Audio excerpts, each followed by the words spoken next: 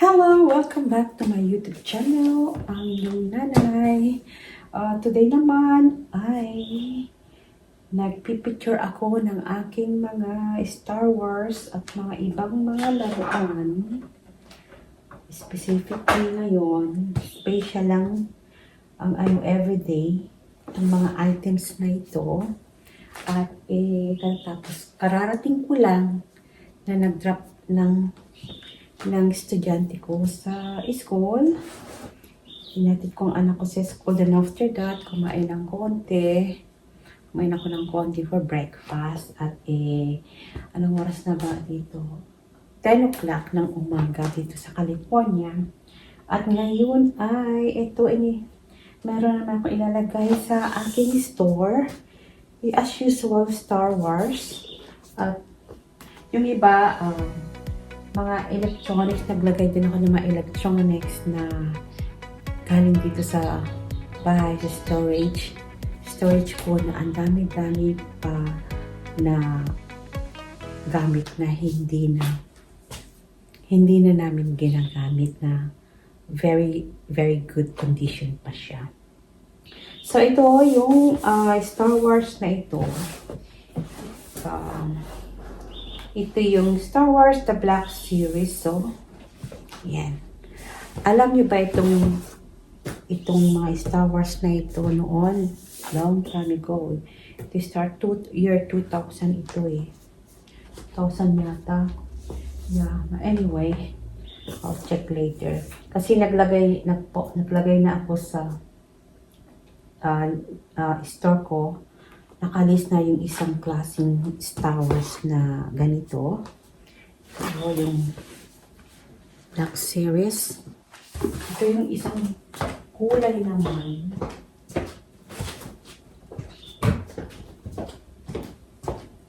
Ito yung isang kulay naman ng ang helmet siya. The Black Series. Ang ano niya is Boba Fett. Yeah. Boba Fett sa Star Wars. Ito yung ginagamit niya. Ayan.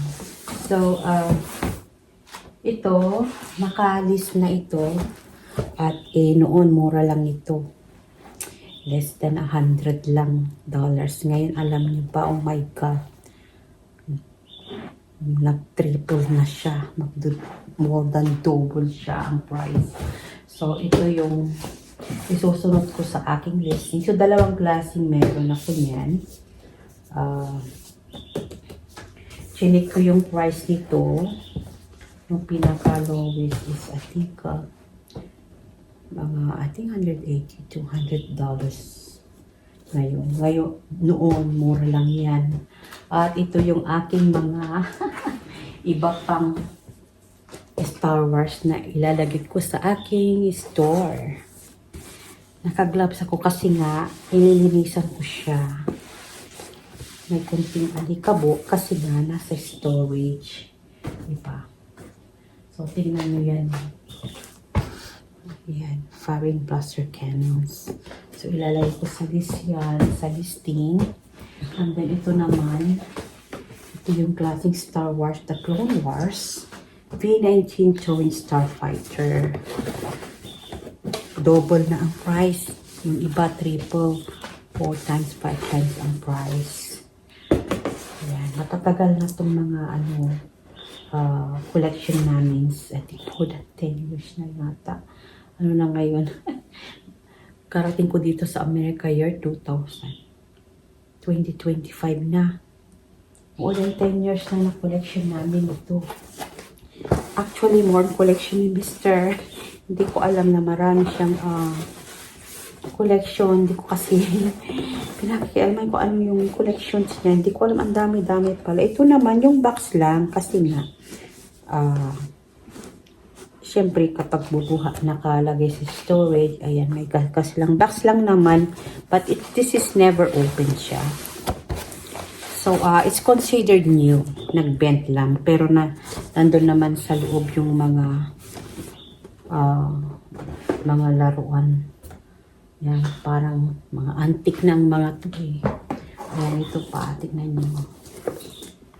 Ayan. Alam nyo ba nung bata kami, hindi namin afford bumili ng mga laruan nung nasa Pilipinas ako. Kasi nga, mahirap lang kami. So, pero ngayon, seller na pala ako ng mga ganitong mamahaling laruan. Mga exclusive, mga pikat na laruan. At ito naman, ang dami nyo, tignan nyo. Ayan, hindi pa ako naglagay sa listing. Kasi nga, chichikin ko muna kung magkano ang price ng mga to. Ito noon, exclusive sa Target. Yeah. Kasi marami din nagbibenta mga collectors, tapos nagbibenta din sila. So, marami din akong mga ka-competition. So, marami ako nito. I have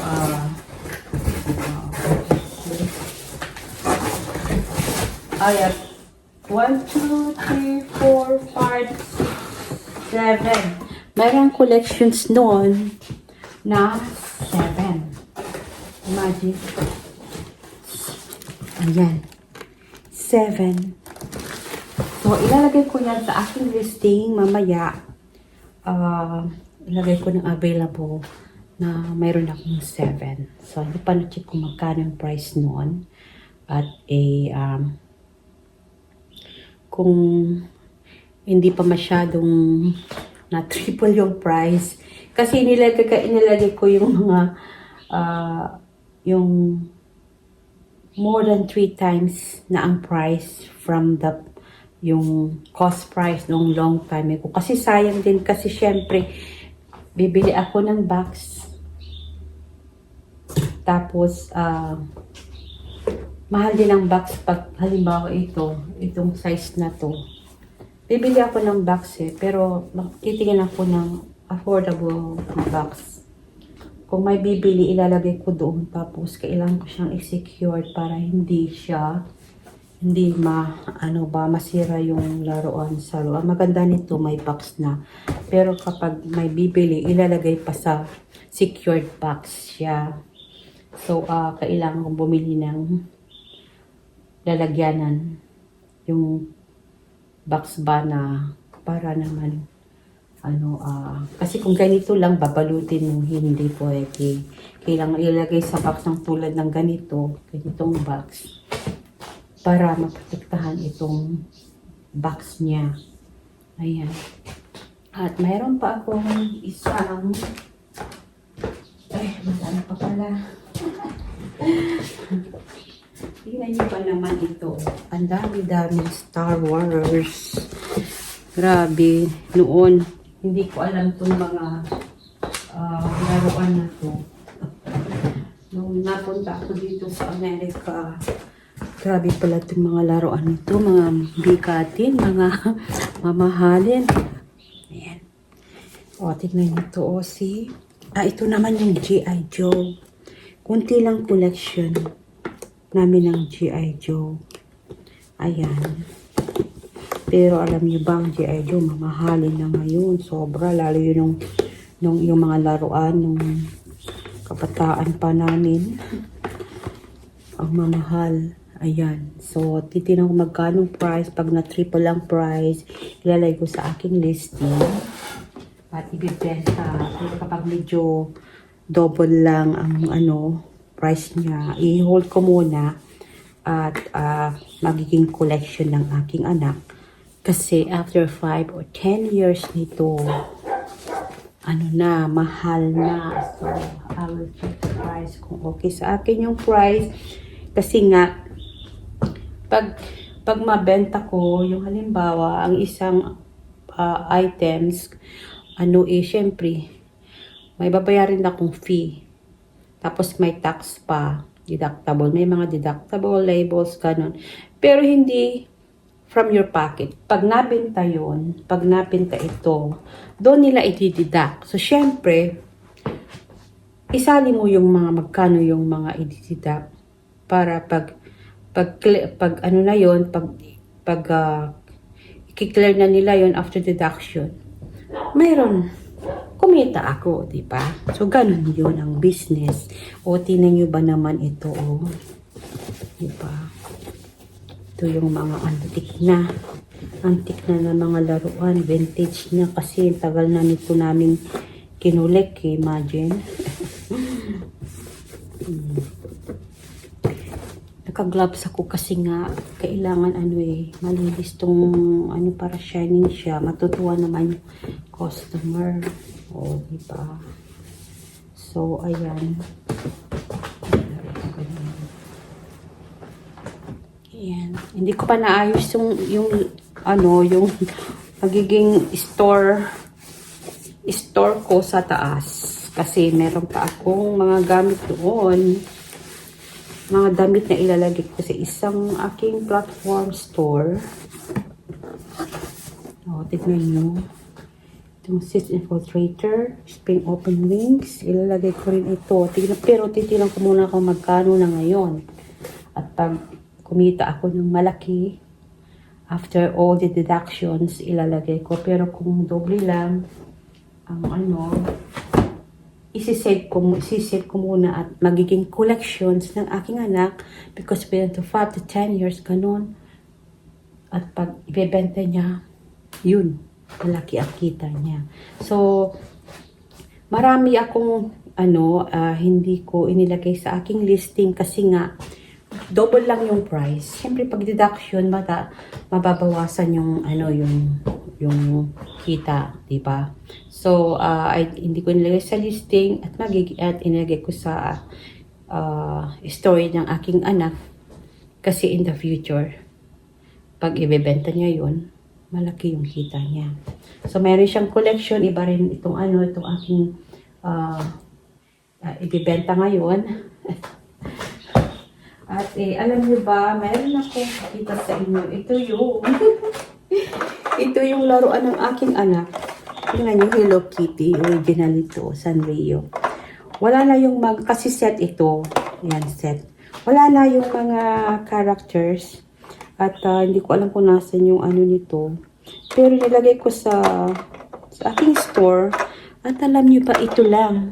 Ito lang. $35 na. Pero kapag unopen at nandito yung mga characters, yung mga laruan na maliit na Hello Kitty, ganun, $65 na pala. So, pag nakita ko yung cover nito, sana, isasali ko siya dito para matuwa naman yung customer. So, alam nyo ba ito is $35 na pala. Oh my God. Gano. At, marami pa akong ilalagay.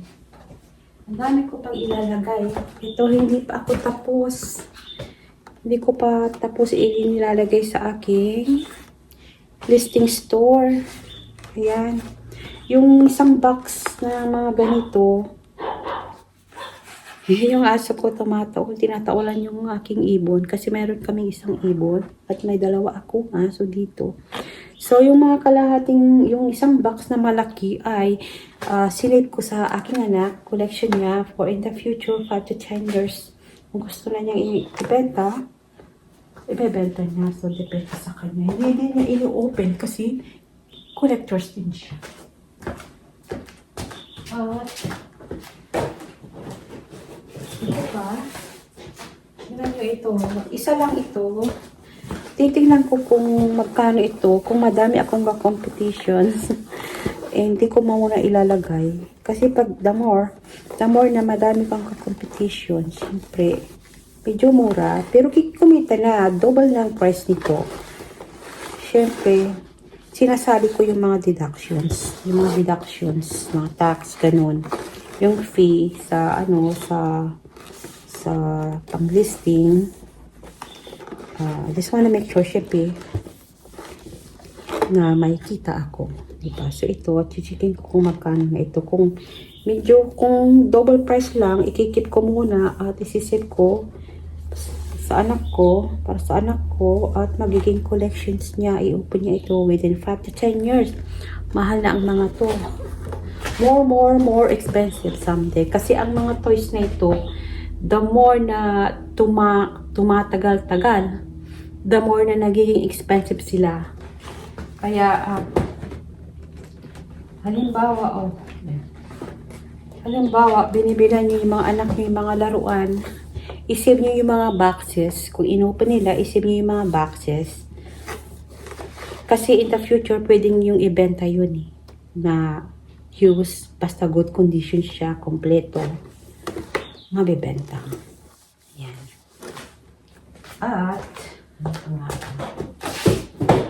At mayroon akong tatlong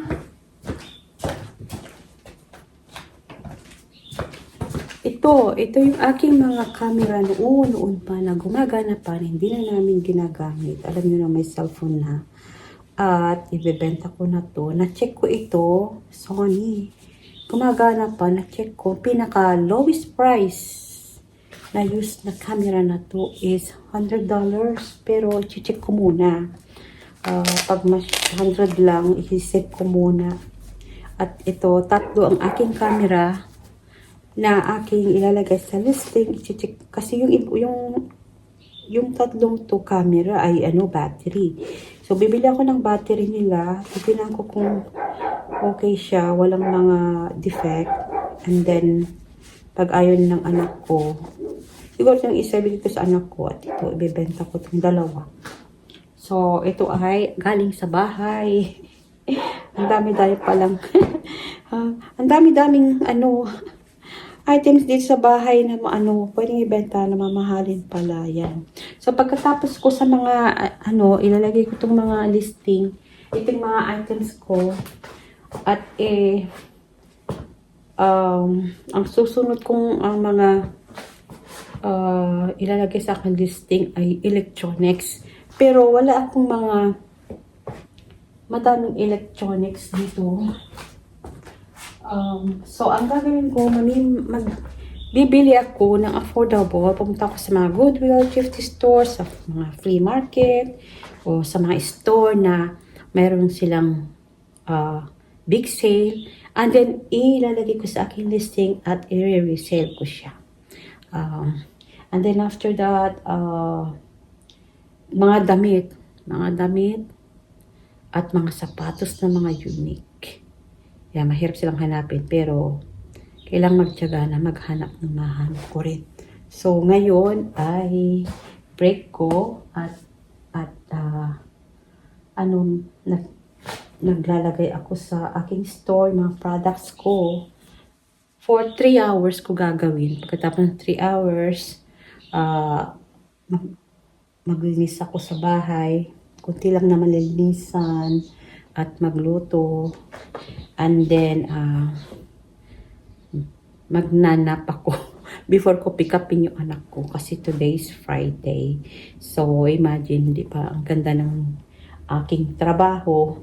Wala akong boss, sarili kong time, marami akong time sa anak ko. Kasi ako yung mahilig ako sa sa bahay, mahilig akong magtanim. So, may time akong magtanim ng mga gulay, prutas sa likod ng aking bako dito sa sa likod ng bahay at sarili kong oras, di ba? So eto at thank you for watching.